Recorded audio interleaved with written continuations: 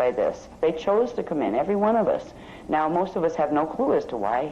And you think about it, why in the world would I have chosen to do this? And if you look back at your life and it happened to be not very pleasant, you say, what was my problem? You know, was I having a really bad day or something? Or is it just like off in clueless land? Sometimes we've been out of density for so long, when we opt for missions like this, we forget how bad it can be when you're stuck in density. When you get up there and you're floating around and you're free and you know you create everything and you know you're the master of your hologram and you can go in and out of the holograms when you want to and you have all that available to you.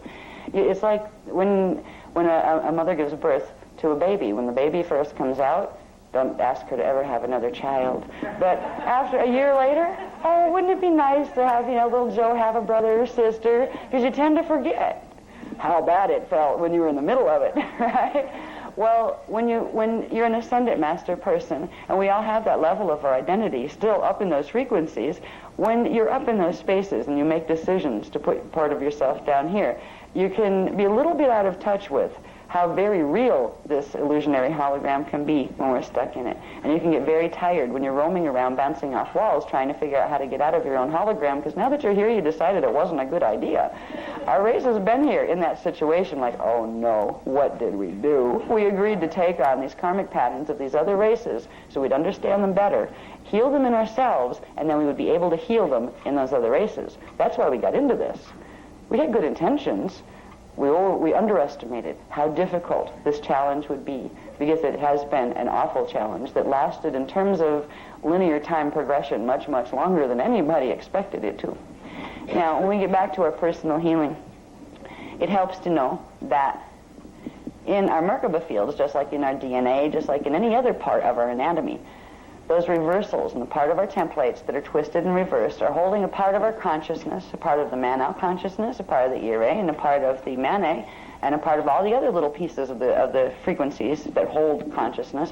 They're holding them in reverse, in chaotically arranged patterns. So there's this part of ourselves that is attached to ourselves that is, imagine yourself if you went crazy. All of a sudden your brain wasn't working right and your chemicals were flying all over the place, and no matter what great person you might be, in that state, you're literally, the structure of energy around you was making you unable to think clearly. It's like when a person gets Alzheimer's and they were like a brilliant person, and all of a sudden this disease takes over their brain, and they're still a spirit that has wonderful knowledge and a great spirit, but they can't express it in the form that they're in. This is what our shadow is like. It's like a piece of ourselves that has gone through a shredding machine. If you want to think of paper shredders, that what was whole, a whole sheet of paper, let's say, was put through this machine, and that machine has been the reversal complex as it's running through the planetary grids in our bodies. And it shredded it up in pieces. It made confetti out of it. But it's like confetti floating around there, still a part of our field, and it doesn't know how to interact with itself anymore. So little parts of the identity that was held in that energy will accrete. They'll pull together, and they'll form like little sub-personalities. Everybody has little sub-personalities running around in their DNA right now.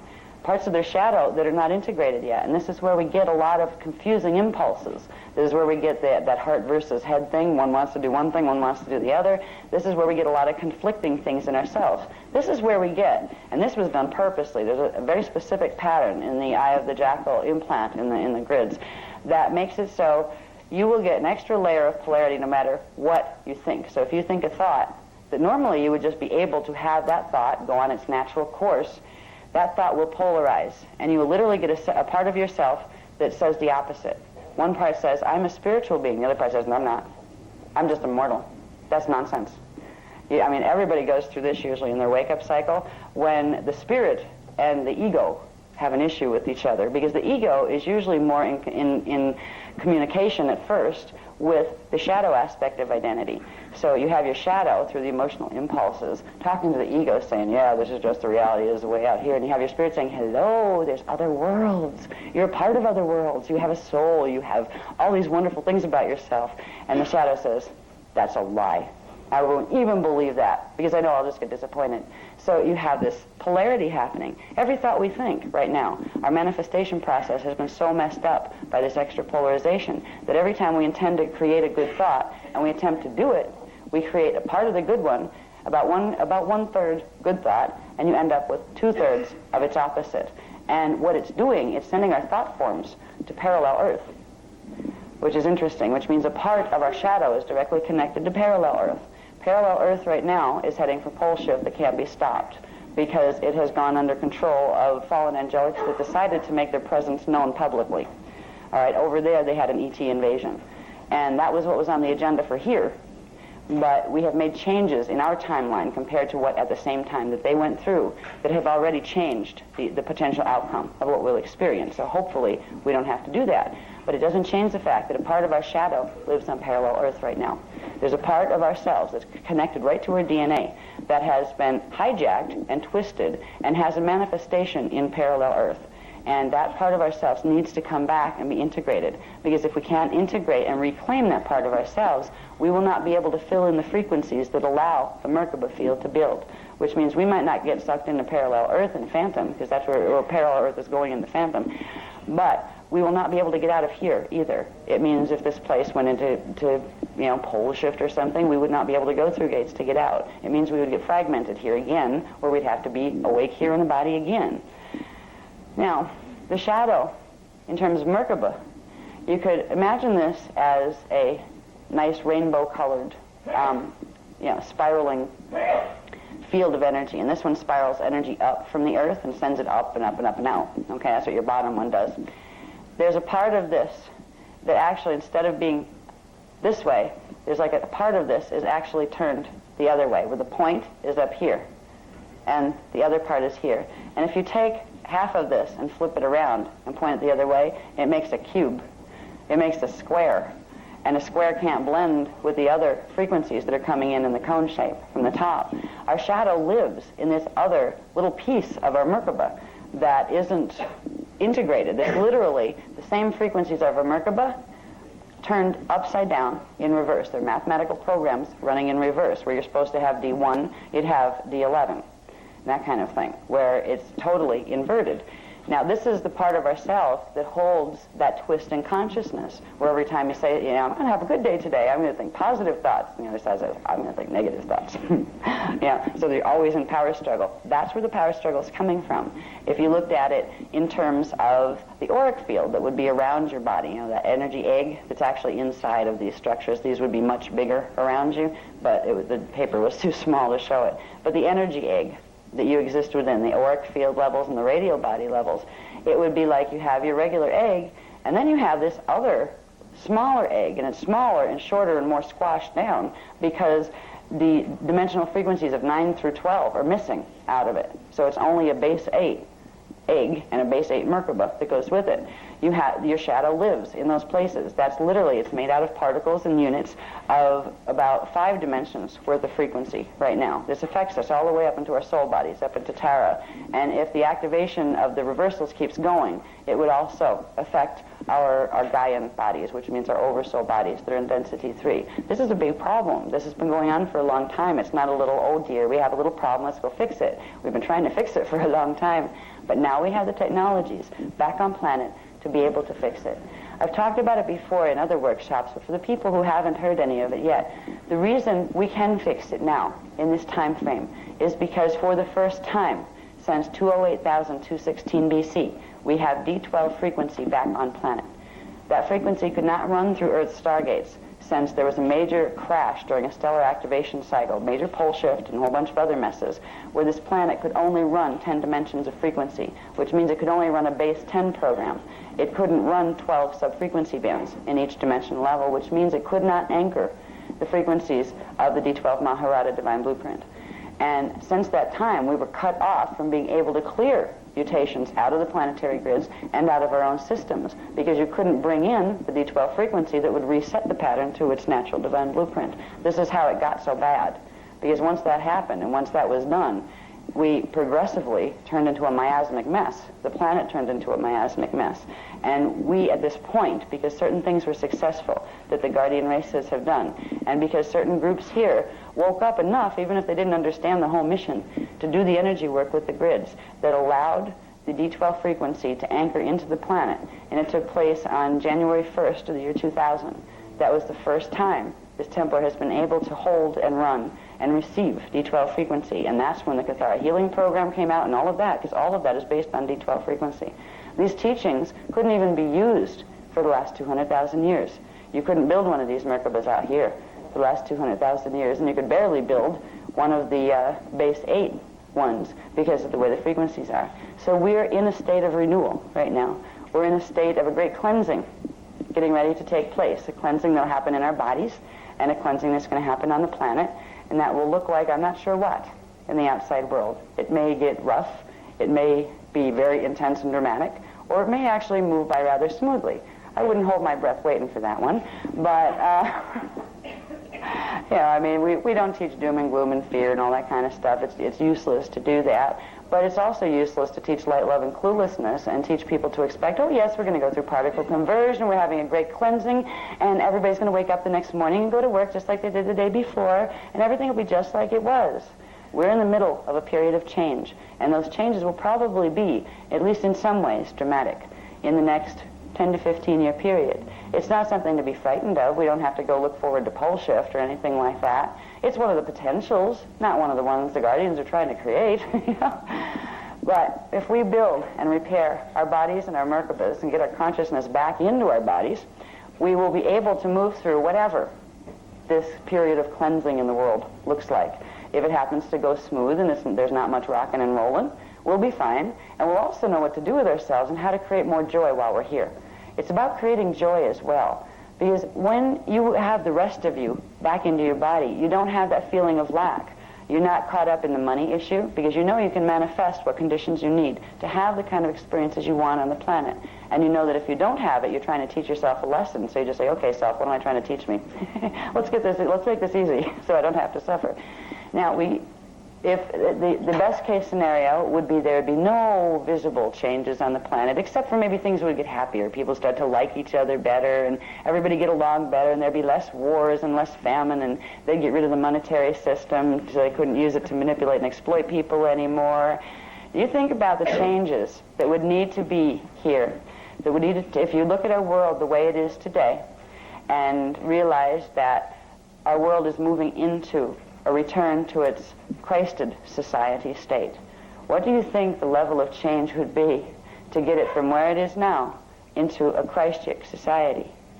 Our whole world is built on an anti-Christic model right now. So I'm not sure how fast the changes are going to come. They may come fast and furious. That's why we're being given the trainings that we're being given right now, because just in case it goes in that direction, we will be prepared, and we don't have to get caught up in what could be messy.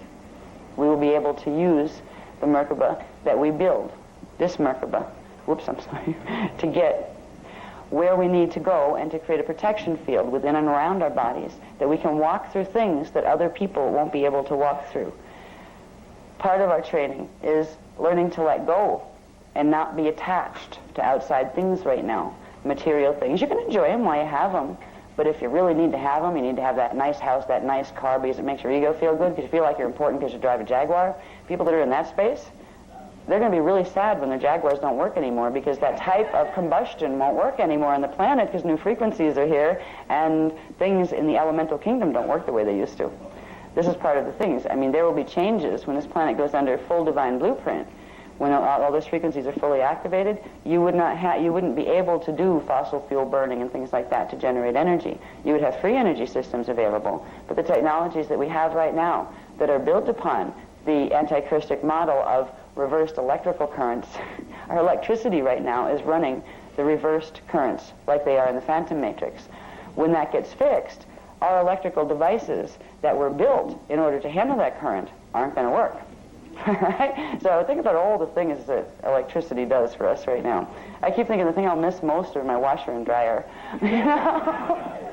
Because if anything, I could live in a very simple little house and I could enjoy that kind of life, but it would be really nice to just be able to have clean clothes. And I'm always so busy that if I had to pound them with rocks down at the stream and I wait for 2 or 3 days for them to dry, most of my family would be naked most of the time. So if we can realize that we're moving into a period of change, the change may come fast and furious, or it may be spread out over 50 or 100 years. It depends how the planetary grids hold up. Right now, there's so much mess going on with the fallen angelics that the thought of by 2012 or 2017, which is supposed to be like the peaking of the stellar activation cycle, to think that we're going to get through this scot-free and all the things are still going to be left standing that we have become so attached to is a little bit immature. And that's why I will talk to you about stuff that could seem scary. So I don't encourage you to be immature, because if it does happen to get weird, and nobody told you that it might, and everybody told you that, oh, all you have to do is build your microbe, just do this, and you'll be fine, and you don't have anything to worry about, you would think I was a liar if things started to happen. All of the things that I've been able to teach you, that you've been able to work with, with building things and with, building your Merkaba and getting more consciousness into your body, you would probably throw the baby out with the bathwater if I stood up here and told you it was going to be all fine and then something big and bad happened. Well, what does she know? She told us it was going to be fine. You know what I mean? I won't do that to you. I won't tell you it's going to be awful either, because that's just as bad in the other extreme. We're facing challenges that right now we don't know which probable line of future development we're going to see. The line is a very broad range. It could go anywhere from complete pole shift, which would annihilate the civilization on this planet as it's done before. There have been pole shifts here before, when literally everything had to be reseeded because they were destroyed. When a full pole shift happens, there's something that is created within the frequency bands here. That something is called a red pulse. The reason why, there's some things will survive a red pulse, but most things, particularly if they're living biological organisms, will not. A red pulse is a frequency that's sent out through the solar gates that comes through the planetary Merkaba, because there's a natural connection between the sun, the Merkaba field of the sun, and the Merkaba field of the planet. It goes through from the higher universes through the solar gates. The frequency spirals through into the planetary gates in the planetary body by the star gates. Now, if there's anything in the planetary Merkaba, once the solar Merkaba and the planetary Merkaba start to meet, which is called grounding the stellar bridge, that took place on January 1st, 2000. If anything goes wrong with the planetary Merkaba, if it goes wrong to such an extreme that the D1 frequencies, the first dimensional frequencies, which are the red frequency spectra, the red wavelength spectra, if they cannot anchor properly in the template once they've started to move in, it builds up this frequency, this D1 frequency current, that when it hits a critical mass, it releases in a burst, like a wave, that runs through the planetary grid and through the atmosphere. And it vaporizes just about everything in its path that's not made out of rock and water. I mean, it will evaporate water. It is a heat pulse, but it's not a heat that can be detected. And this has happened before, partially, on this planet, where the civilization had to be put back. This would be the extreme of, if we look at the lines of future probability that are open to us right now, from our point in vibration and time to what our future may look like. That would be the worst extreme. If it went into that extreme, what we are learning right now would prepare us even for that. In a Merkaba like that, you would be able to, first of all, go through into inner Earth, so you weren't on the planet when the pulse passed through. But if you happened to be part of the team that was going to stay on planet to help keep the field stable, you would be able to have a red pulse run through you and not affect you. You wouldn't get vaporized, it wouldn't harm you. So, worst case scenario is it would go that bad on the planet. This will still allow you to function. You still will be able to hold your being and your power together and not succumb to the victim-victimizer drama that might play out. Now, there's a lot of lesser worst-case scenarios. Might have a bit of earthquaking instead of full pole shift. Might have a little pole shift instead of a big one. Nobody knows which probability it's going to go into right now. Now, if we completely go up the other spectrum and we get no pole shift, let's say it's stable, then there's a whole new set of things. Here we are with all this new knowledge coming back in. All the ancient knowledge is coming back. All these people are waking up, and you have Illuminati running the planet, and you have fallen angelics controlling the Illuminati. And you have a whole bunch of races waking up and wanting to do the Christos thing. This could cause some real problems politically. You could see wars and things as this tried to work itself out. So when you're in a cleansing cycle, like where our planet is right now, it is definitely, one thing is guaranteed. It will be a period of change. And the change tends to come in bursts, rather almost like, you know how when the airplanes hit the trade centers, I don't know if everybody reacted that way, but I know a lot of people who did, and I did too. It was just like stun factor. Wow, wasn't expecting that one. I mean, we were warned that some stuff was going to happen, nothing directly specific, but boy, was that a surprise to watch those planes crash into those towers and watch those towers fall down.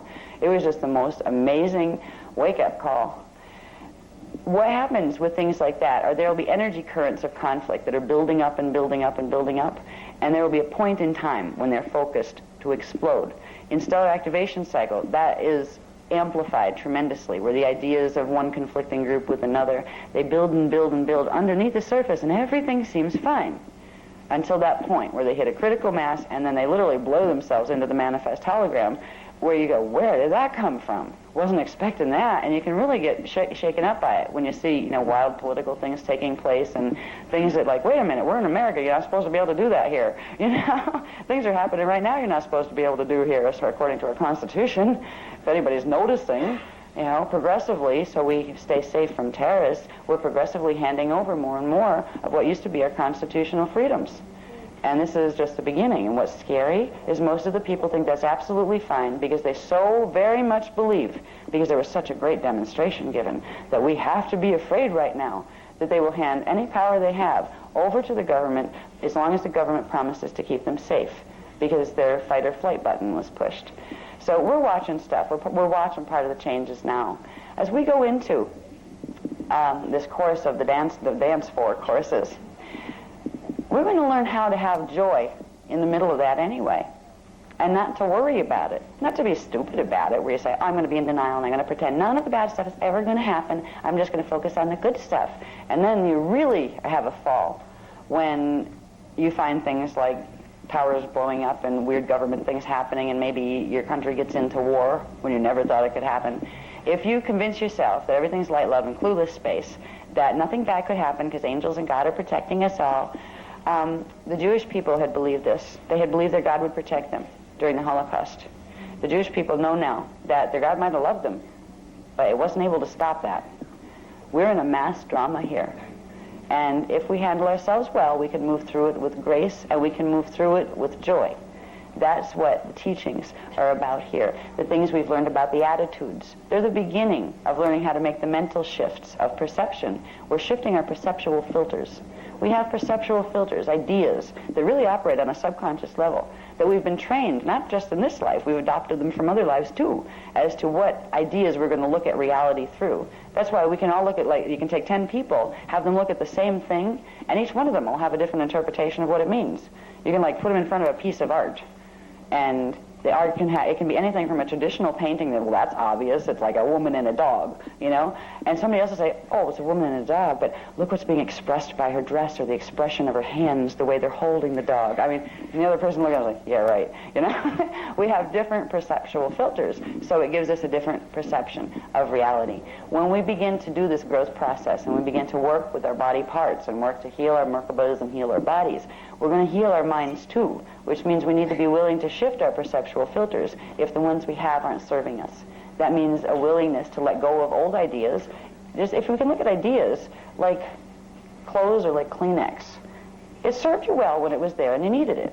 But you may have grown past the point now where you don't need it. And if the idea is something you don't need, it's therefore baggage and it's getting in your way. All right? So we will go through learning different things, and the learning is going to come mostly from inside. You're going to find issues coming up inside of yourselves that your own self is motivating to try to show you, is this an old idea? Maybe I need to let go of that.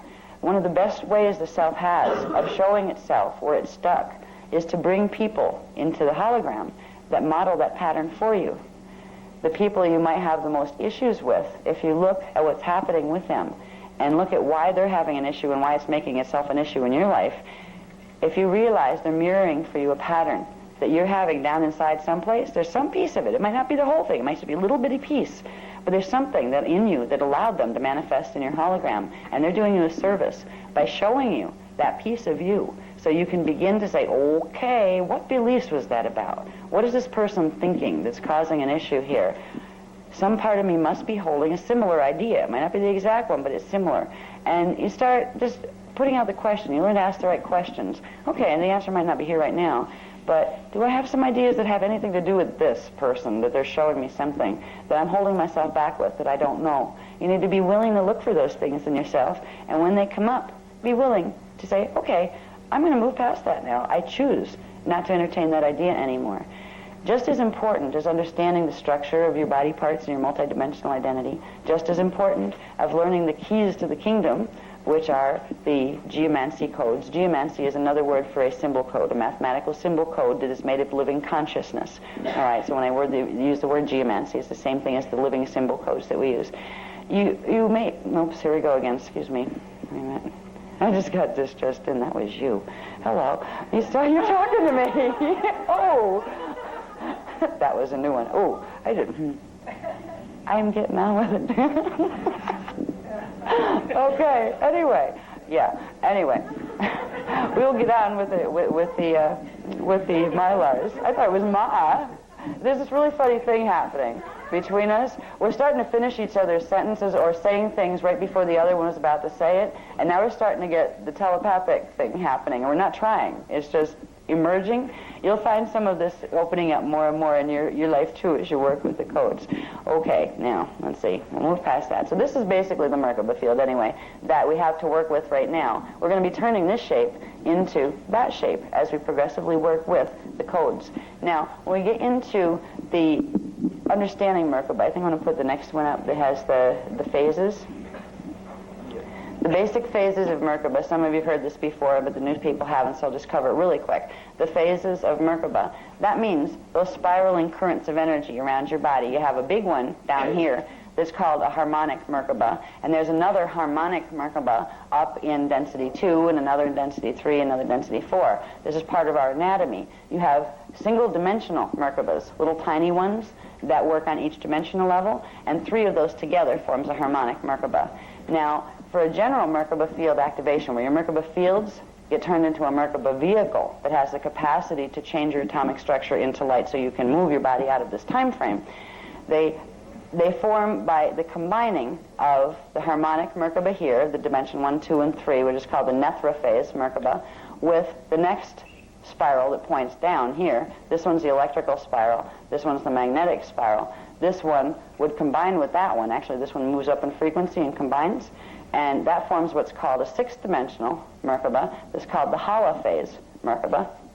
That was originally all we really had to do, was to create a Hala phase Merkaba, because originally what was supposed to happen on the planet, it wasn't supposed to get as, let's say, precariously perched as it is right now. We were supposed to be able to do anywhere from a 4.5, which would be just a part of this, just enough to get you through where you could ride on the planet as it went through the stellar activation, right into what's called the bridge zone, which is a frequency modulation zone that is a place where this planet connects to inner Earth in its lowest frequencies. That's what we were originally planning to look forward to doing here when the stellar activation cycle was intending to go smoothly. What's happening now is, if we build this, this isn't going to be enough right now to block out what are called the psychotronics. The psychotronics are frequencies that are being used in the planetary grids, and they're being sent through electrical lines, and they're being sent through televisions, or they're being sent through radios, and they've been testing them for a long time, but they're planning on turning them on full strength in after August of 2003. This Merkaba, this Hala phase Merkaba, would not be enough. Even half of it, even if you had the D4.5, which would be just a little part of this, would not be enough to block what those frequencies would do to you. Bless you. So, rather than just working to build first the 4th dimensional and 5th dimensional and the full Hala phase, we are going to move into building the larger one that has the ability to protect us during that stage. Now, we still have to build this in order to get that form, to get the Akasha Merkaba. We need to fill in all these frequencies and then go beyond them. And we're learning to do that by directly activating the Manau force in the body. Usually that would happen progressively in steps, and it could take years and years and years to do it. We're taking the fast route so we can get our Merkaba stable and strong enough so when this planet starts to have its little dramas taking place, we don't get sucked into the dramas. Now, normally, when we're building Merkaba, we evolve through a point where we fill in all the frequencies, which means in our template, in our telluric shield, our D1, 2, 3 shield, all of the dimensional frequencies would progressively activate. As we move through time, what we're actually doing is one little code after another in our telluric template is activating, and that gives us the linear perception through time. It's little moment points that flash on and give us the illusion of passing through time. Our growth takes place by what's called accretion, or bringing frequencies in, filling in the frequencies. The frequencies are dormant in our templates, and we come in at fetal integration with these templates, and through the course of our lifetime, we turn on more and more and more of the template and integrate those frequencies. The body grows and expands. That's where the growth cycle comes from, and we progressively move on. And if we kept going, if we didn't have the genetic problem that we do right now, we wouldn't die at all. We would progressively integrate all the frequencies down here. This would naturally build itself by your shields activating. What you're doing is you're activating your Merkaba vehicle. The shields and the Merkaba and the DNA all go together. If you're doing DNA activations, you're doing Merkaba activations. Okay?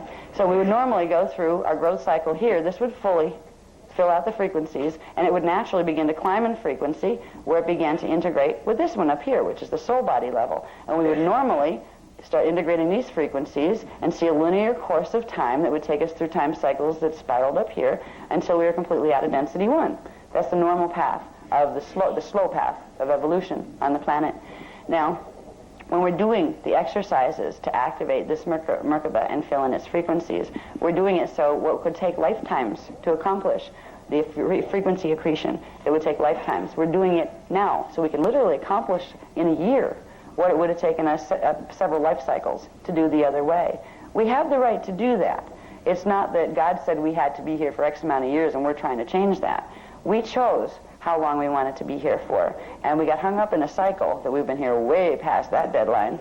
So we have a right to make the decisions to activate our Merkabas faster. We have the right to make the decisions as whether we'll stay in density 1 or whether we're going on someplace else. When we integrate these frequencies with these frequencies, you have a 3-dimensional Merkaba that turns into a 6-dimensional Merkaba, and that's when your body can move between these two universes. Literally, you can move. You have Terra in the density 2 universe. That's the semi-etheric matter density. It's a less dense state of matter than here, but it's still a matter world. We would be able to move into the 6-dimensional frequencies. We could live on Terra, or we could live down here, because you can turn back off those frequencies in the DNA template to solidify your body again, to downstep, so you can come back down. So you have mastery over 2 universes that way, where you can move between them at will, and you can create within them consciously. The next phase would be to integrate the dimensions 7, 8, and 9, which would be changing your holophase Merkaba, your 6-dimensional one, into a 9-dimensional Merkaba, which is the quatra phase. It's called the quatra phase Merkaba. Now that would allow you access to 3 harmonic universes and all the planets and gates within them. Okay? The next phase would to be building the what's called the Mahanta phase Merkaba, where it doesn't show it on this chart, but up here you'd have, like, it doesn't show like the whole thing, you'd have density 4, where you'd build the 12-dimensional Merkaba. First it would be 11-dimensional, then 10-dimensional, then 11, then 12, and you would get a 12-dimensional Merkaba. And then you can go still vertically by building one that incorporates the primal light fields here, which is a 15-dimensional Merkaba. It's called the Rahanta phase. This one's called, the 12-dimensional is called the Mahanta phase. In the normal cycling process, it takes a long time and many lifetimes to get to form that Merkaba. Now, the inner earth Merkaba, what their reality fields are structured with, on and within, and what their Merkabas look like inside of them and around them, they all look like these two. This would be the smaller one, and the 15-dimensional would be the bigger one. What we're being taught to do is activate this with a specific coding. There are specific frequencies, because the inner earth time cycle, it's a time cycle all unto itself, like a universe that cuts through between our universe and our parallel universe. And it's of a higher scale. It's a higher evolutionary place than this one. And the gates there have been sealed for a long time, because if they get invaded here, they could actually fall. Their matrix could fall, just like ours is in danger of falling.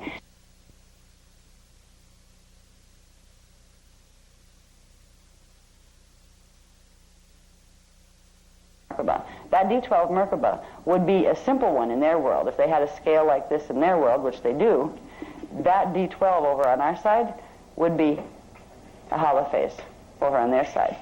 All right, so their D12 one is a lot bigger. They have 24 dimensions in it instead of 12, because they have double. They have what's in our parallel and what's in our universe put together.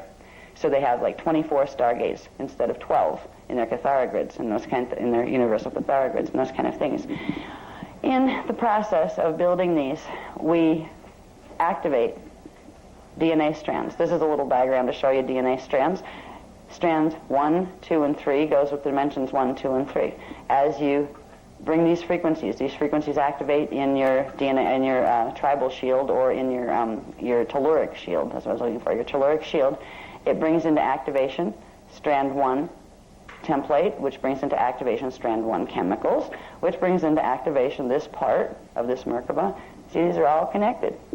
So what we're doing right now, everybody has 3 strands, minimum 3 strands activated.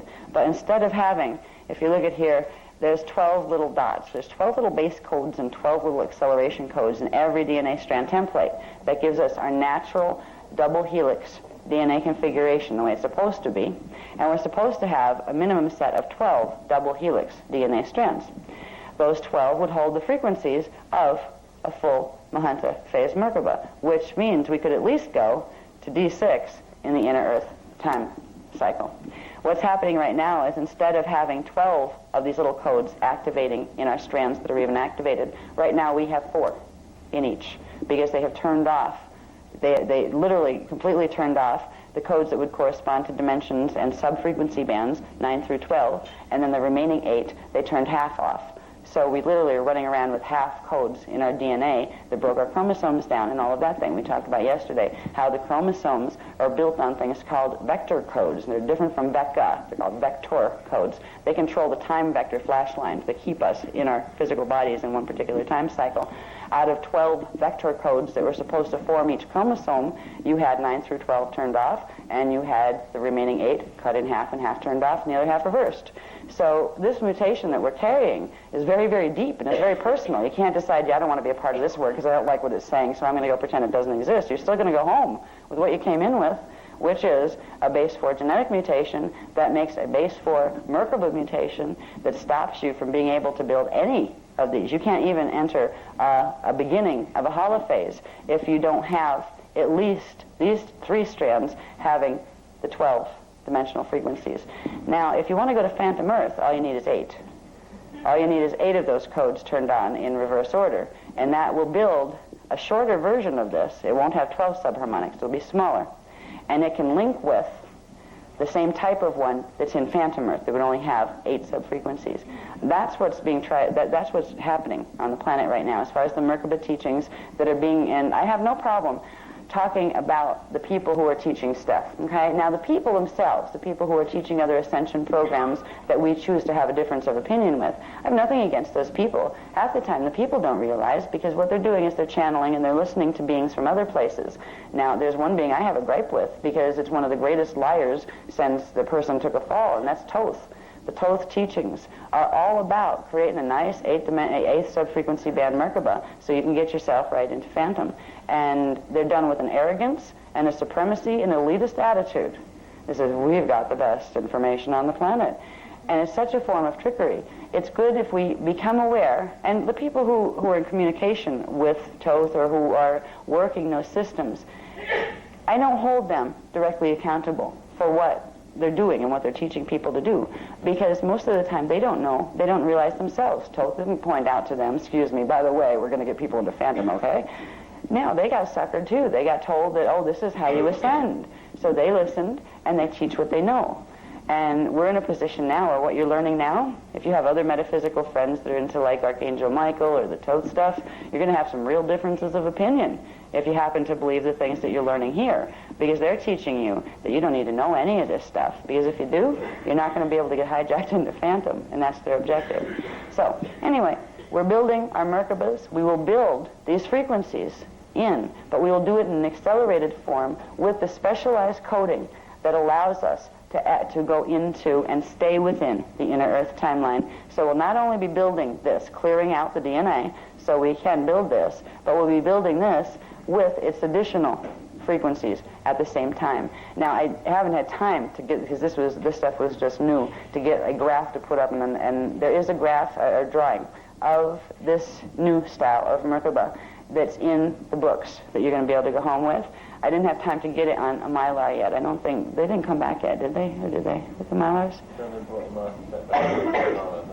They didn't get the Mylars off. Okay. Maybe before we have to leave here tonight, maybe the Mylars or the transparency on it will be back. It's just simply showing you that shape. And you'll see that it's built on a different base shape. This Merkaba, the regular type of Merkaba, would have a triangle base. They're like little triangle bases with three sides coming up. If you look at these, can I do this with one hand, or should I ask you for help? Can you hold this up this way, please? This is a good time to show the shape. So we brought this because we didn't have the drawing to put up, so we can show you, what it looks like, No, just take this one up and show them the base shape of it. Like hold it up where they can see that shape, as opposed to a triangle on the bottom, like this, so they can see this way. It's in here, so they can see that part. Yep. And can you hold it up? Okay. See the shape of that? It actually has two triangles, two triangle shapes on the end, and this big wide space, a shape like a crystal. All right? It's the crystal Merkaba shape, where it has that long area. That long area in the middle is the extra set of frequencies that allows you to go into a system that has double the frequencies of a regular time matrix. It allows you to go into the inner Earth time cycle. So this form of Merkaba is built on different geometries. That's the base one. The reason this one is so small compared to the one on top of it, there's a very specific proportion of math as far as how they go together that's based on the natural Christos Partakai phasing rhythm. Now remember, we had Partakai units that broke down into Partakai and Partakam. Now if those units broke down evenly, when the Partakai unit becomes a lit standing scalar wave, a polarized scalar wave, if those were perfectly the same size, you would have static. You would have no movement. You would have no push and pull between the two pieces. So you would simply have a static universe where consciousness couldn't pulse. You wouldn't be able to move.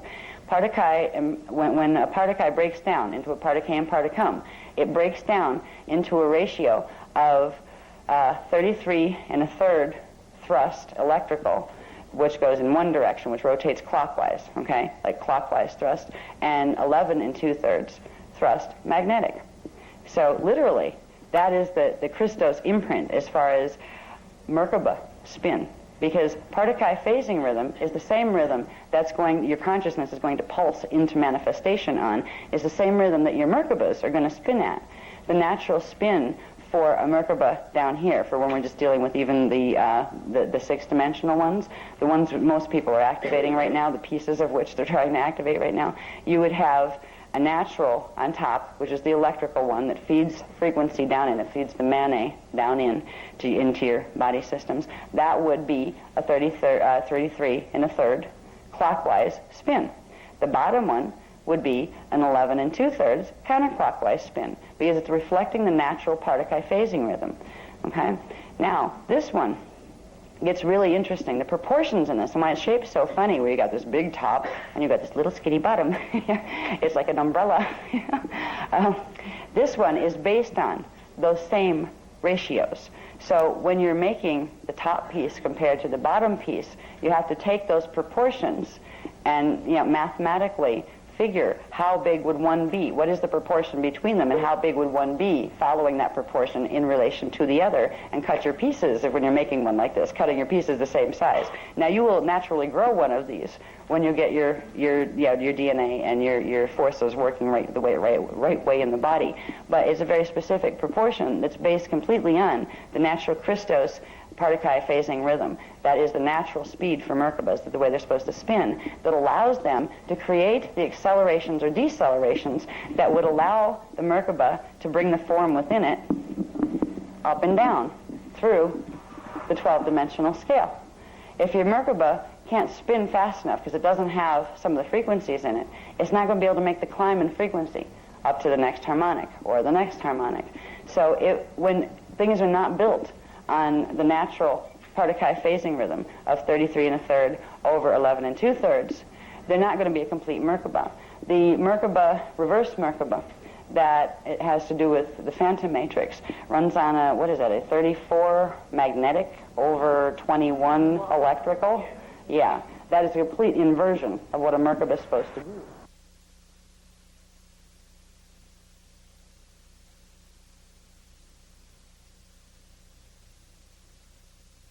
other life forms. They're from higher density fields, and they're from phantom matrix. They're ones that chose to conquer the universe on their own and decided they were going to use us as the fuel to do it. So the thing we're in the middle of right now is an amazing, it's a renaissance period. It's either going to lead to a new age of light or another age of darkness on this planet. And one of the best things we can do for ourselves as we work with these things. Now, the stuff you're learning right here, if you went into a church that calls itself a Christian church, they'd say you were learning evil stuff. They would say this is the stuff of the devil. Excuse me. I'd say the same thing right back. And what really bugs me is to have a lot of Christian people. You have a lot of, bless them, Christian people running around. Now, I was raised Christian. My uncle's a priest. My father's side was Catholic, my mother's side was Methodist, and there was like a holy war in the family all the time. But we were not atheists or anything like that. I wasn't raised metaphysically in those terms. I was raised metaphysically because people from other places kept coming and taking me on ships and teaching me things. But, all right, here we go. Anyway, all right. You stop. He's dinging me. Was that you or is that them? Because I'm not able to tell. This is funny. I get interrupted sometimes, and it's very distracting because you have a line of thought, and it's like somebody else talking to you over here, and you say, "Wait a minute, okay, oh, shoot, where was I?" It's like an interrupt of the currents, but okay. It wasn't you that time? Yeah, because I feel Ma with me. I feel him over here, but I didn't know if he was saying anything. He's just pushing a little bit. Okay, actually, we're not doing too bad. I mean, the things I'm talking about are part of this. Oi. Okay. How much time we have left? We're definitely going to cover that. Oh, we have time. Okay. That's good. That's no problem then. Let me see what sequence I want to go to. You've got the master on in front of you, by the way. You do have a master. I do have a master now. Okay. Oh, goody. Okay. There's one thing I do want to show people. Now, we don't have the Mylars of this yet, right? No? Okay. If the transparency comes back in time, we'll be able to do what's called Manow Technique 5. Okay. We finally got the first of the Manow codes in, and it's in your booklets. Okay. We're gonna, hopefully we'll have that to put on there in time. This one is called the no, it's the IAHAIA. IHEA. I believe it was IHEA, wasn't it? How it came through? Yeah. The IHEA code. And we're going to learn to work with this. Now, I'm hoping we have enough time, I'm hoping we get this on the transparency in time to do this here, because it requires looking at it. Now, if the books get back in time, we could just have you turn to that page. There's something called optical pineal induction, which is you focus your eyes in a certain way and you use your breathing currents to induce the symbol, the mathematical symbol that you're trying to bring in. You bring it right in through the pineal, and then you run it down your main vertical currents. And there's this, it's called Manu Technique 5. It is once per day. They're asking us to do it once per day if we really want to, participate in this program and get the frequencies the way they're supposed to be.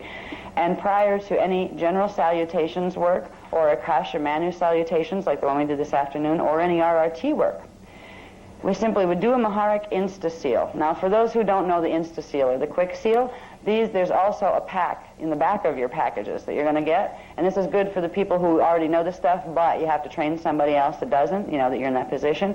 It will take you through these things. So if you see something like in the exercises we're doing now that you haven't touched base with, the basic things that you need to know are in the preparatory exercises in the back of this particular book. So we would do the Maharic Insta-Seal and then run the Akasha San sequence. Now, the Akasha San sequence are the magic words that we had in, I think that was technique number 1, Mano technique number 1 that we were given. Those are the magic word sequences just as they were on the paper, where you have them in that sequence, where we're not changing the sequence like we do when we're using them in relation to salutations. And we would simply use these, repeating these sound tones over, the whole sequence of them, while doing optical pineal induction with this particular symbol code. I mean, you can take the code that's on the paper in your book and, tape it to your wall and do it. You don't have to do this for very long, but you tone and repeat the tones, and eventually you'll start to get the breathing rhythm. And you might want to start to playing with, okay, what was that? What am I supposed to say while I'm inhaling? Just to see if you can do it. It's really hard. I mean, I was playing with that last night, and I can't breathe in reverse like that. I kind of get hung up right about here. It feels like my lungs are too short and they won't hold enough air for a whole sentence. But I think if we play with this, it doesn't say in the technique right now to like reverse the, to try to speak on the inhale coming back, but that's something you might want to play with it. It's very, very simple. What's nice about what we're being taught now is they're not 600-step techniques. When we first started, the Maharic Seal, the first one, I think it was like 26 steps long or something. It took a long time. By the time you got through half of it, you fell asleep because there were so many steps, and also because you were generating frequency your body wasn't used to, and it was flipping you into the astral consciousness and putting your body to sleep. They're getting easier. The techniques, thank God, are getting easier than they were in the beginning. Now we still have to use them if they're going to work. But this one, we simply use a certain focus, and there's a little blur period that you slightly cross the eyes when you're looking at something. We almost get two images of it, and then a fuzzy space kind of happens in between. This is a space where you're actually blending. There's two currents that come out of your eyes, two currents of energy, of frequency that come out the eyes, and they kind of cross over. Well, you're braiding them together, and that's how you can access directly into the pineal. So when you're looking at this code and you're finding that focus, there's actually about 12 different points of focus that you can find the eyes are capable of doing, and you will see something different at every focus. Not just when you look at a symbol code, but when you look at reality. We're taught to use our eyes in one focus right now. We're taught to use our brains and our minds in one focus. That's why we're stuck here. We forgot the other focuses even existed. It's like having a TV and thinking there's only one channel when you actually have 500 that you can choose from. When we begin to play with the focus of our eyes, we're beginning to braid the currents that are just being held apart separately in full polarization. You can play with this. I mean, you don't even need a symbol code to look at. You can just say, what are my currents in my eyes doing, and like play with them. You're not going to get your eyes stuck. I mean, the old thing is like, oh, don't cross your eyes. I remember my grandmother used to say this to me, because I had to roll my eyes at her and cross them. Like, yeah, right. And she's like, oh, your eyes are going to get stuck that way. God's going to punish you. Your eyes are going to get stuck that way. They never did. But there's a technical skill involved in learning to find, first of all, and everybody's will be in a little bit different place. I can't tell you exactly how to look for each focus, but there are 12 different points of focus that the eyes together are able to focus on that will show different frequency spectrums when you start to work with them. Now, when you work with this one, the idea is to just blur them just slightly so you get this middle focus where it's like you see two images. All right, you see two of the same images, and they seem to cross in the middle, like forming a vesica Pisces if they're a circle, but on a horizontal plane. There's a little fuzziness that occurs there, and that's a space that at first you don't want to hold it for too long because you don't want to harm your eye muscles because they actually might get stuck. I don't know if they get stuck, but they would get sore, Don't get stuck, just sore, But if you can find that focus for a little bit, and that's when you want to do the toning. Like when you find the focus, then try to use the breath and the tones to move it, because that's when you're actually braiding those currents and bringing those frequencies together so they can more fully bring the mathematics in its whole form. Because when you look at something, you're actually getting half of it in one eye and half in the other.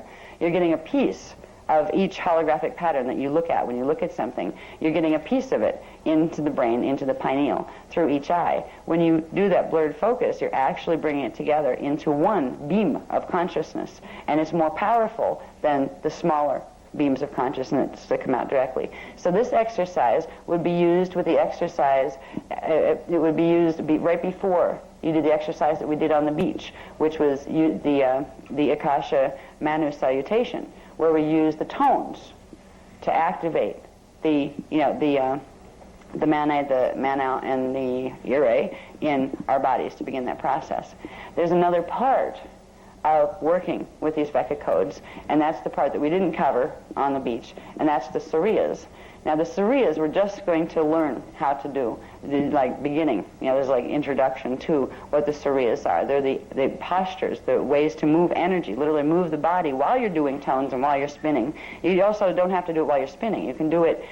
If you use the Sariyas when you're just using the tones, you are still creating and sculpting sound forms. There are three basic Sariya stands, they call them, S-T-A-N-Z. A posture that would be one of the Sariya postures is a stance, S-T-A-N-Z. And there are three. I haven't had time to draw little bodies and show you in the book what they are. So I will show you. They're really, really simple. The first three are really, really simple. They get more complicated as you go up the frequencies. But for this particular course, we're dealing with the density 1 body, dimensions 1, 2, and 3. And there's a Surya that goes with each one of those dimensional fields. For each of the harmonic bodies, each level of your Huva bodies, there would be 3 Suryas in your divine blueprint. 3 basic movements that run, each one of those runs the dimensional current that it corresponds to in that set of 3 dimensions. And it also runs the 3 primal currents. One would be the Surya that goes with the Ire, one would be the Surya that goes with the Mane, and one would be the Surya that goes with the Manau. So it's really a simple program, and we're learning the beginning parts. So you have these 3 lines of tone that we were learning in, I think it's called Technique 1, Mana Technique 1. They're the ones that we were playing with and looking at and go, how do you pronounce that? That we sounded really good with. I mean, this group did wonderful out on the beach today for the first time going through those.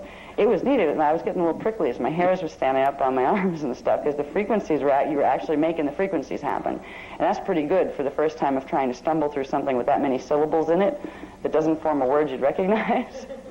Okay, so we've learned those. You could use those alone with the Suryas that you're going to learn. Now, the Seers are the pillars of light, of standing light and sound pillars. They're mostly sound that we were creating when we do the salutations, when we do the Merkaba thing, the salutations with the sound tones, with the magic word sound tones. If we combined a Surya with just the sound tones, we're not going to get that full pillar or standing wave, but we will get smaller ones. You can manifest thought forms this way when you get really good at it. There's going to be a course, I think, as we move along, that's probably going to get into using certain types of Suryas to create literally certain shapes, certain types of thought forms, and certain types of shapes in sound would be what you needed if you wanted to, say, make a car happen, or make a new house happen, or make a trip to the Bahamas happen. These would be these would be the forms, the thought forms that are made out of sound frequency, where you would put the intention in and then send it back to the Manau so it came out the way you wanted it to.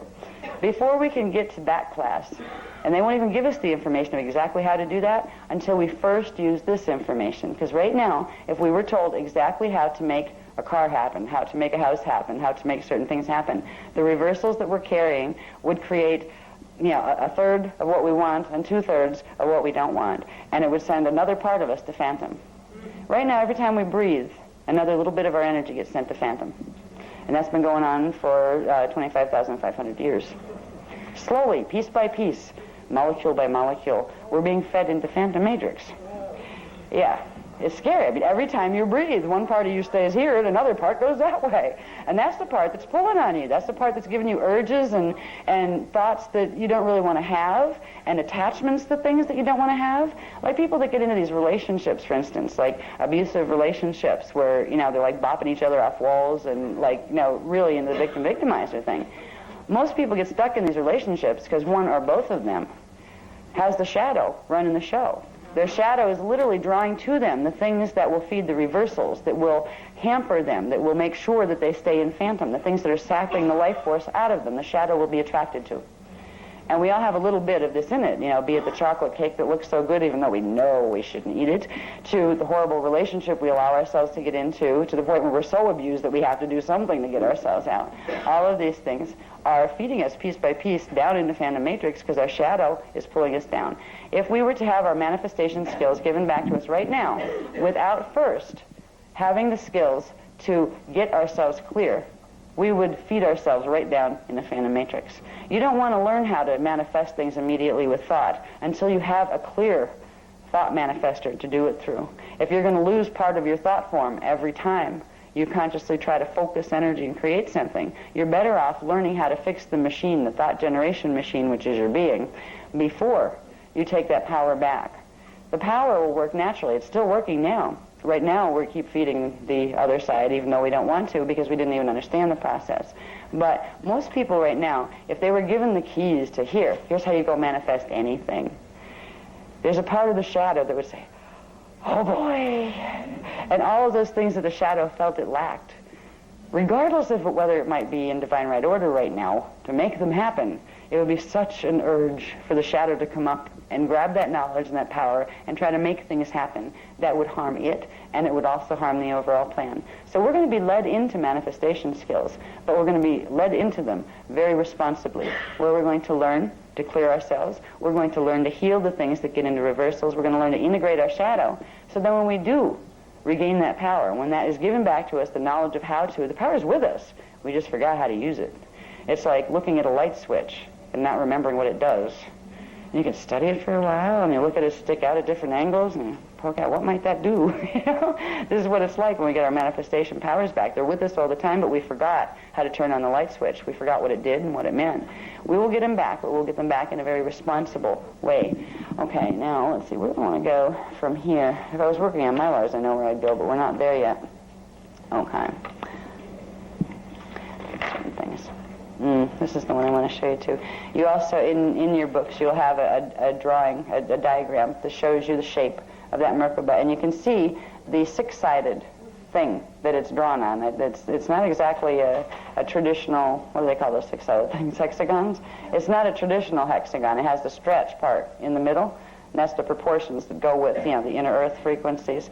But you have that there. You have enough in this booklet to where, even if you don't understand all of it right now, you can learn a bit more, because there's some other pages pulled from other things that were already typed, that was on certain, they were already typeset, that they were on certain things, like some more about Merkaba and some more about this and some more about that. So you will learn enough to where you can get somebody through the basic course. You can take it and say, well, what does it say on page 1, right? Okay, we'll start here. In here, there's a list of, this is where you have the, let me find it, I have mine separate here. Okay, we have the Dance of Life, the 12 Lessons of Mastery. Now, these are the things we've been moving through progressively from the time we started talking about this. Now, we've been talking all over the place, and my workshops, I tend to do that, because it's, I don't know why I tend to do that. Probably it's just because of my personality. But if you're going to try to teach somebody this, or even if you want to know, figure out, okay, what did I learn and where does that go? You can look in your books. This sequence is followed. It leads you through 12 lessons. The 12 lessons of mastery start with the primal life force field, where you get into talking about the Manau and the Mana and those kind of things. There are a few of the diagrams in that section, in the books, that show you some of the basic things that you need to know. It goes from that to the emanations of the Akasha, where you talk about part of Kai, part of K, and part of Come. So you got some of the graphs most of you have already seen put in with that section. This is so you have what you need right there to begin. If you want to sit down with somebody and explain to them why you're into what you're into and what is it you're into, this is how to do it. It goes through, this third one would be the all-oneness. We had that conversation about the all-one, and that'll come through. You'll all have your own version of how to explain that. Your own spirits will do that for you. Then we get into, the things we talked about, the cosmic light bulbs and sound bites, the 15 rays and the 12 domains and the 7 higher and lower heavens of creation. I put more information on the graph, by the way, from the one that was up here, so now it explains a little more about how those 7 higher and lower heavens are formed in the graph that showed that, so there's more information there. Gets into the Manau and the atomic life force connection, where you have that big atom diagram to start seeing where the currents are going and where they're supposed to be and where they're not right now because they're blocked. Then we have Kelans of Creation and the Godfire alphabet. Now, we haven't talked about this yet, and I just want to touch on it briefly. It's a part of everything else. Kelans of Creation. Kelans are those grids, those three-dimensional crystallizations that form of 3 flash lines from Partakai units crossing through each other. So they're Partakai grids, three-dimensional Partakai grids. Little Kelan units form Kelan codes, which are more sophisticated Partakai grids. These are standing scalar wave grids, crystallized scalar wave grids. These are what our shields are made out of. This is what the planetary shields are made out of. All right. When we get into fire letters, the fire letters are actually the alphabet of mathematical programs upon which those Kelans are organized to form different types of things. You have the cosmic fire letters that create the structure of the cosmos, and everything else will be built on that. To get into a cosmic structure, you have to take on the cosmic structure and become it. So your templates would have the structures from the higher dimensional fields all the way up to the primal light fields. Somewhere in your template, you would hold those. The fire letters are the mathematical programs, but they're also consciousness.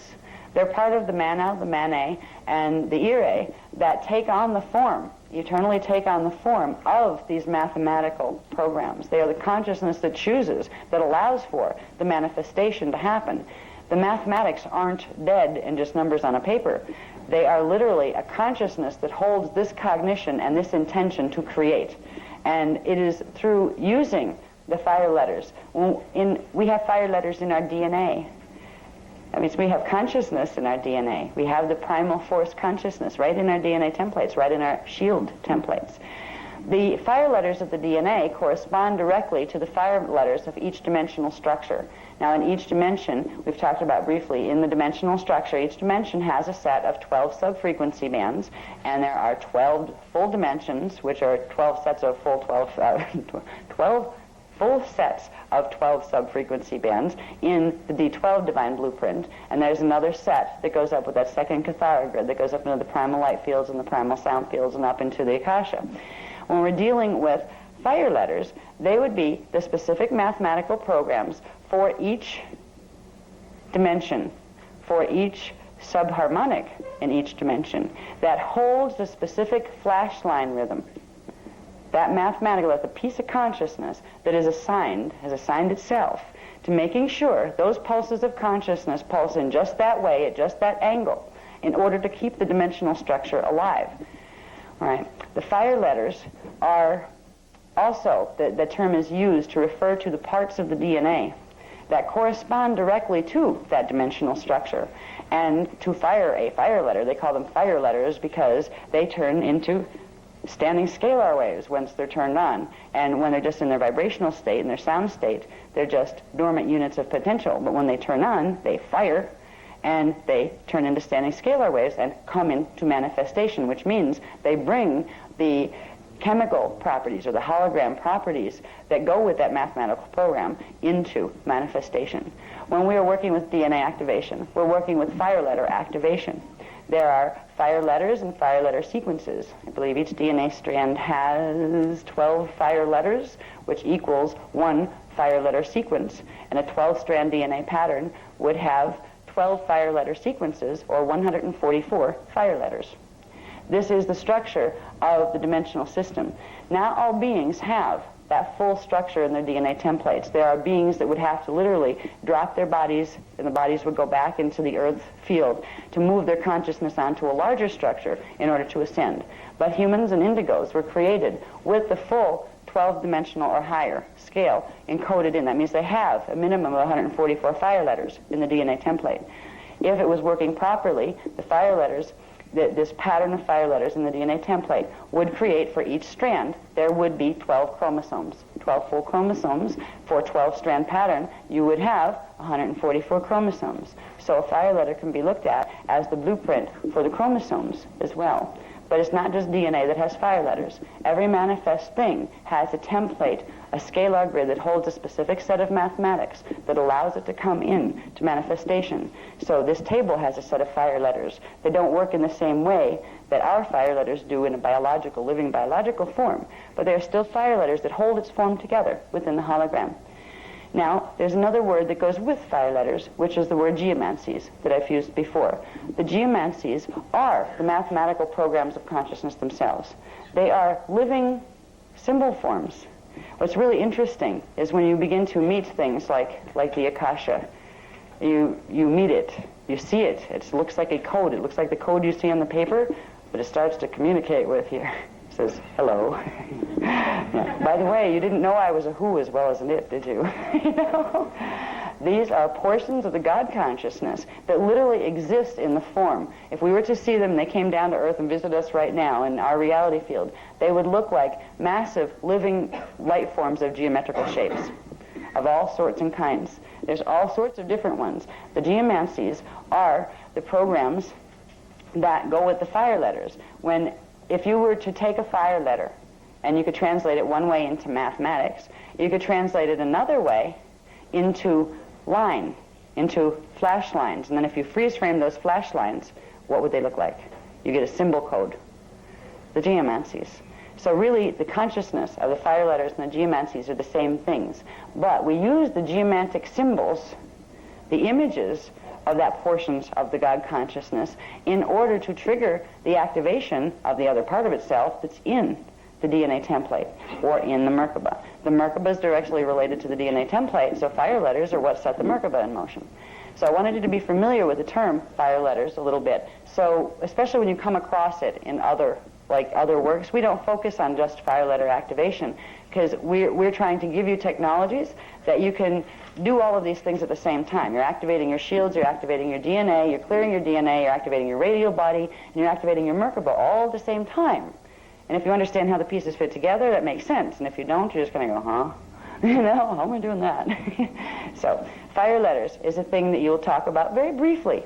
There's a little bit of an explanation of just, what fire letters are. Here on the paper I have fire letters equal the Akasha Force God intelligence within Kelons, which holds the mathematical programs that govern, and this is where they get specific as far as the difference between a fire letter and a geomancy.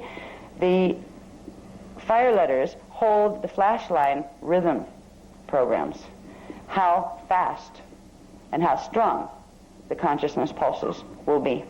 When we get to the geomancies, they're again the Akasha Force God intelligence within Kelons, which holds the mathematical programs that govern flashline interface. Now that means those pulses that are governed by the fire letters, as far as how fast and how many, how they interact, and at what angles they intersect with each other and interface with each other. Now what this translates into as far as flashline sequences, how fast they're going to pulse on and off, and how they're going to interface with each other, the fire letters that give you the flashline rhythm gives you particle pulsation rhythm, and it gives you the speed rhythms of particle rotation on the planet. Okay, the vibrational rhythm of particles on the planet, on whatever level, is determined by the fire letters specifically. And when you get to the geomancies, they determine the angle of the axis that the particles will rotate on. Now, all reality is taking place in one big field that's called the mind of God. What creates the separate holograms is a shift in angular rotation of particle spin and a difference in speed. What's different between the dimensions here and the dimensions up here? These have a different flashline rhythm, which means they have a different fire letter coding than these up here. It also means that the particles here have a different geomantic form, which would be the part that controls the axis that those particles are going to spin at or rotate upon. Up here they'd be different. Now if you bring these two together into the same one, you blend these two reality fields. So the trick to what's really happening when you do Merkaba is you're bringing these fire letters into synchronization with these fire letters, which is going to give you the same pulsation rhythm of consciousness. These pulse faster. The higher you go in the dimensional field, the faster the flashlines pulse, which means the faster particle are phasing. Okay? You're going to bring these into the same flashline pulsation rhythm, which means your particles down here and those up here in your density 2 body are going to come into the same co-resonance. They're going to resonate in the same vibrational frequency. And what's also going to happen at the same time as that's happening, the geomancies that are down here are going to begin to shift their particle, the particle axis, the rotational axis the particles spin on, to match these up here. And they're going to end up with the same thing, and that's how you get this space and that space in together, and that's how you get yourself that's a body here into a space that's a body here. This is the process that's taking place. So these fire letters and these geomancies are things that govern parts of the DNA activation. They literally govern the angle of particle spin and the speed of particle spin. Now, angle and speed of particle spin is directly related to Merkaba speed and axis angle. So they're all interconnected. Those fire letters control the axis of the Merkaba, what axis it's going to rotate on, and the yeah, did I say geomancies? Yeah. Okay, geomancies do that. The fire letters control how fast it's going to spin, how fast the pulses of consciousness are coming in. All right, so these are all interconnected. If you can at least know where the pieces fit, you might not know every detail of it, and there's a lot of detail to this. I mean, there's some of it, we get into it in the Cathara Healing Program a bit. And this is just the introductory course stuff. I don't even want to know, some of the other detail. Look at this. This is enough. We have these little brains down here right now. We can't stuff all of this stuff. You guys have big brains up there. You can't stuff all this in. But this is where the fire letters, and we call it the God-Fire alphabet. The fire letters are literally the mathematical programs. Fire letters and geomancies are the mathematical programs that govern the manifestation process. The they govern the process, whereas the consciousness that is the fuel or is the power that allows those processes to take place would be the mane, the manau, and the ire at all the smaller forms that its rays take when that consciousness comes down. Okay, and let me see. Kasha, mane, salutation. We did that already. Okay. Saying, and here, this is where there's also a placement of where you would use the different techniques on this. We're in the 12 lessons of mastery, so you see where to put what techniques. We did this one earlier, the one we did on the beach, the Mano technique 2, Akasha Manu salutation. That you would do after you talked about Kilans and those kind of things, and you got to like the bottom of this page in your 12, and you're teaching somebody how to do this. That's when you would do that exercise. Now, there's other things here. This is what I was supposed to start with when I came in. And I did, actually. I talked about Merkaba and that kind of things. Okay, we get into what's called Vecca codes. Now, the Vecca codes go with the time vectors. All right, the time vectors are those specific different flash line sequences that govern what a reality system is going to be built on. All right, we have fire letters and we have geomancies that govern the angular rotation of particle spin and the pulsation speed, which means they're controlling the flash lines. They're the patterns that control the flash lines. Vecca codes are the outer example of what these mathematical patterns would look like. There's much more to these mathematical patterns that you cannot express in externalization, but these are specific symbol codes that correspond not only to our DNA, but they correspond literally to the original divine blueprint, mathematical patterns that the dimensional structure itself was formed on. All right, the human DNA template is a microcosmic reflection of that. Dimensions were structured with 12 sub-frequency bands, and those sub-frequency bands are coded into our DNA template as the 12 acceleration codes and 12 base codes. There's like those sub-frequency bands are split into polarization, and when they come together, the strand activates, it blends with the next one above, and you can ascend. Anyway, the vector codes. Now there's vector codes, V-E-C-T-O-R, and Vecca codes. The vector codes are smaller aspects of fire letters. All right, you have a set of 12 vector codes in each DNA strand, and it's repeated 12 times. So technically it's like 144 vector codes in one DNA strand, but it's really only one set of 12 that repeats itself 12 times. The vector codes are parts of they're the blueprint for parts of the chromosomes, and it's the vector codes that have been shut off in the DNA templates that's stopping the rest of the chromosome from manifesting, that's creating these biological and biochemical distortions, and that are totally connected to what the atoms are doing and what they're not doing that they're supposed to be doing, as far as not opening the neutron window so the rest of the life force can come in. We get into Vecca code healings. The Vecca codes are the mathematical programs that govern and that hold what the vector codes, those itty-teeny little bitty mathematical programs that build up to form the bigger mathematical programs of the fire letters and those kind of things. The Vecca codes direct or hold the natural pattern of the vector codes. When you begin to use Vecca code symbols, what you're doing is you're resetting the vector codes within the DNA template, but also within the dimensional structure. When we use Vecca codes here, we're not only helping ourselves, we're helping the planet as well. We're getting those codes that are naturally a part of its template that have been blocked and dormant back into activation, so the primal life force currents of the Mane, the Mano, and the Ire can flow through the planetary grids and flow through our bodies. The Vecca codes are pretty. Some of them are very pretty. We have the high Veccas that we have been using recently that they progressively gave us, one each workshop. I think that, they gave us 4 in the one, didn't they? Yeah, first they gave us 1, then they gave us 3, no, then they gave us 3, then they gave us the Akasha. All right, these are called the high Vecca codes, and they correspond to dimension 12 up to the Akasha level. All right, they were the high Vecca codes. There are other Vecca codes, they're the mid-Vecca codes that correspond to the middle dimensional fields. And then there's the low Vecca codes, which are the Manau codes, that correspond to this density down here, but also this density's connection to D13, which is called the universal void, or the universal Manau force, the 0 point, where this particular universe starts, where it connects to the cosmos up above it, is at the D13 0 point. So the Manau codes and the high Vecca codes are the highest level and the most profound programs of all of the Vecca code mathematical programs. Within those, you would have all of the rest nested. In other words, one would imply the other, just like in the number 10 it implies the number 1 is in there. You have 10 of those to make a number 10. So what you have, the dimensional structure is the same way. There's a certain set of chelons, fire letters, that forms dimension 1. Dimension 2 has its own set of fire letters plus the one below it. This one has its own set plus the 2 below it. So by the time you get up to 12, you have the whole set is contained within 12. This is why the D12 Divine Blueprint can reset any messes that happen anywhere below it, because it holds within itself the full pattern of what was originally there.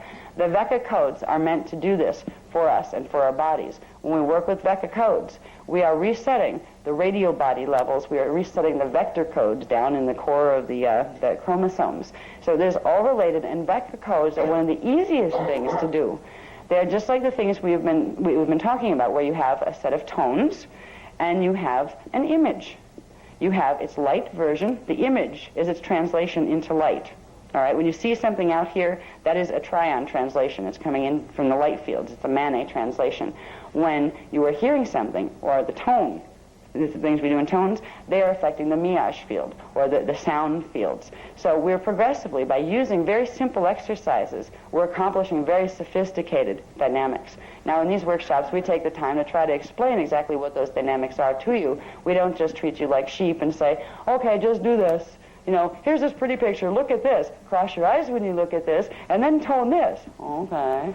You know, some people really prefer it that way, but we're not going to insult your intelligence by doing that, because you can't tell what the heck you're looking at or what it might do. You're not, you know, if nobody explains why they're working for you. So there are 2 exercises that are in some of the other things already of the recently given, the recently given Vecca code information, and they were in the Cathara supplement, and I think they're in something else too, aren't they?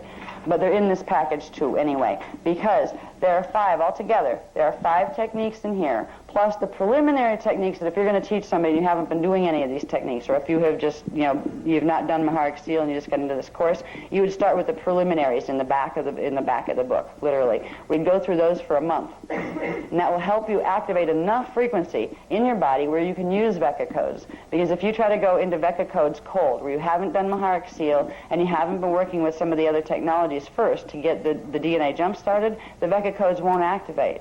They'll partially activate and then shut back down. You won't get the results you're looking for. And that's why if you're going to train anybody, you got to let them know that before you can even do this, I mean, you can look at the exercise, you can play with it, but you're not going to do anything until you do this for a month first. And do it faithfully for a month. Because every time you do an exercise, you are opening the gates to bring in frequency. And if you're just pretending you're doing an exercise, or if you're really telling people, oh, I did it, but I really didn't, well, you're hurting. You're not bringing in the frequency, and that's going to show in what you're capable of doing and how much you're healing. All right?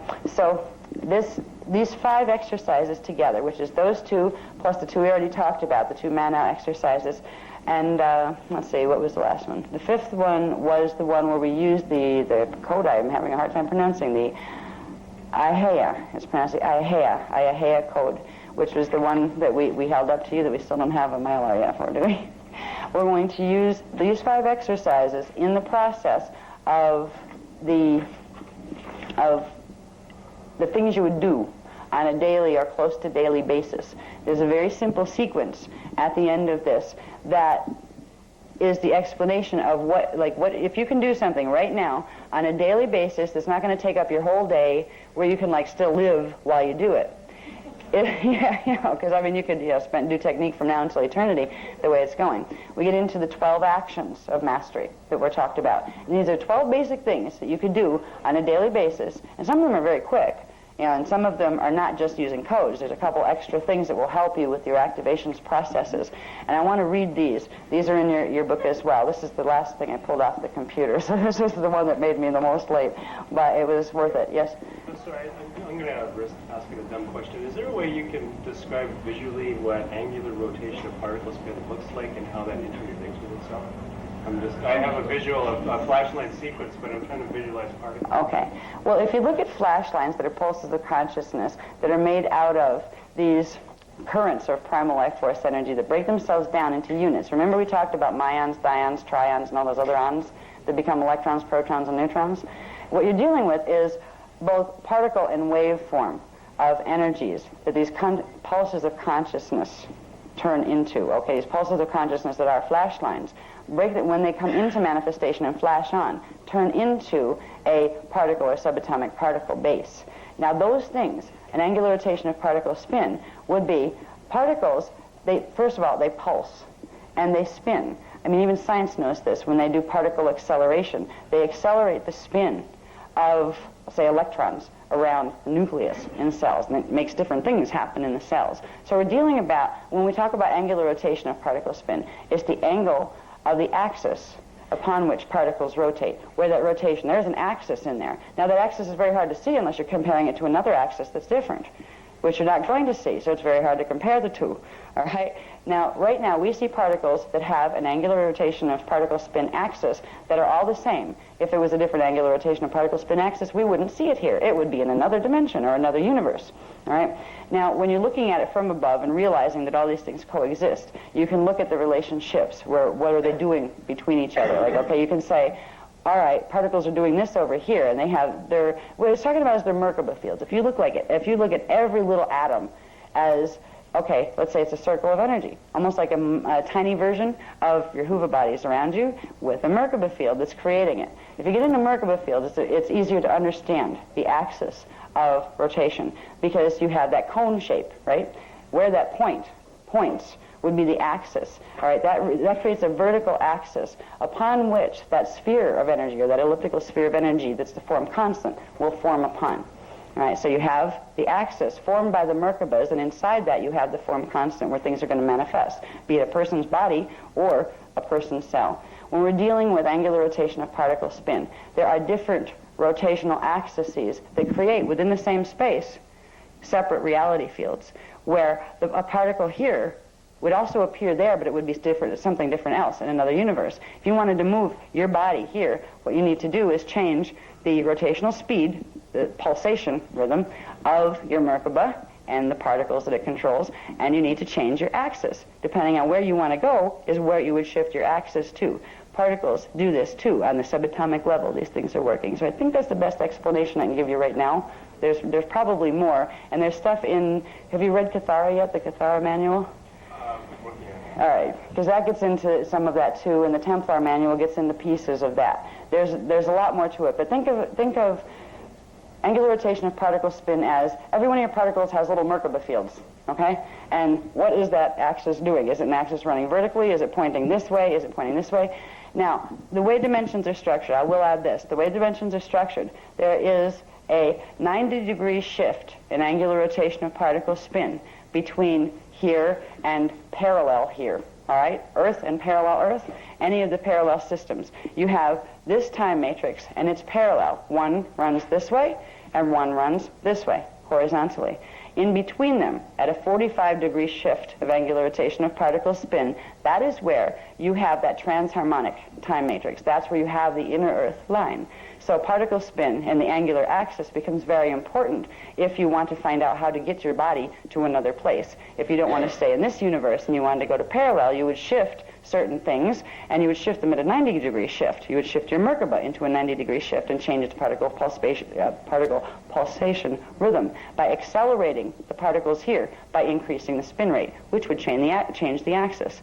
So you'd want one spin rate to get 90-degree shift, and have another spin rate that would get you a 45-degree shift. And as you're shifting the angles of your particles, you're popping from one time frame into another, into another.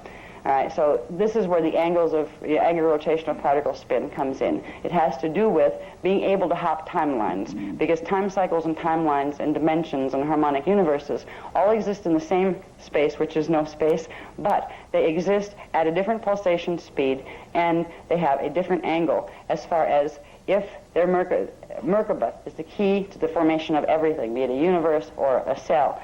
That Merkaba has an axis. There's an axis that energy spirals through, a central vertical axis. So that's what it applies to, and it's very important when it comes to understanding how you get from one dimension to another, or how you get from one reality field to another. I think I'll leave it there. Does that help? Does that help at all? Yeah.